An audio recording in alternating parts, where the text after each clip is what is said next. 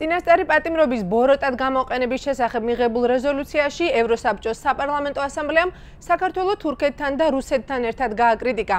კითხვაზე ნიშნავს თუ არა ის, რომ დემოკრატიის შეფასებისას დასავლეთი საქართველოს მეზობელ ქვეყნებთან აჯგუფებს, დეიმონ ვილსონი პასუხობს, რომ არსებული პრობლემების მიუხედავად საქართველოს რუსეთთან შედარება არ შეიძლება.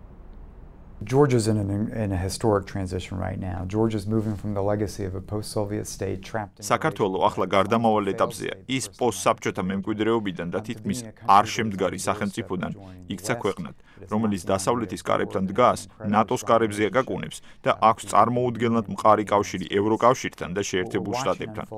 საქართველოში ახლა პოლიტიკური პროცესების და ინსტიტუტების მომწიფების პერიოდია. კანონის უზენაესობას, სასამართლო სისტემის გამმართულობას და ინსტიტუტების სწორ მუშაობას საქართველოს დასავლურ საზოგადოებაში ადგილის დამკვიდრებისთვის პრინციპული მნიშვნელობა ექნება.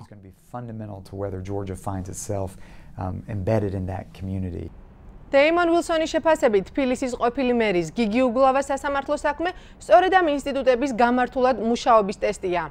მე არ ვიცი საქმის ყველა დეტალი, მაგრამ მნიშვნელოვანია საქართველოს მამას თავი ისე გაართვას, რომ შეინარჩუნოს როგორც საერთაშორისო საზოგადოების სანდოობა, რომელიც ვითარებას აკვირდება, ასევე ქართველი ხალხის ნდობა.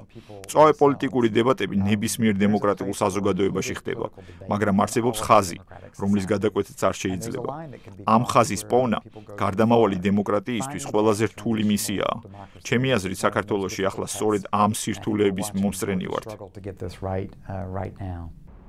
ვილსონი ამბობს, რომ საქართველოში დემოკრატიის გრძელვადიანი განვითარების ჯერა, თუმცა მისი თქმით, ამისთვის აუცილებელი წინაპირობები, როგორიც არის კანონის უზენაესობა, სამოქალაქო საზოგადოება და პოლიტიკური ოპოზიციის გააზრება, ადვილად მისაღწევი არ არის. ნანა საჯაია, ამერიკის ხმა, ვაშინგტონი.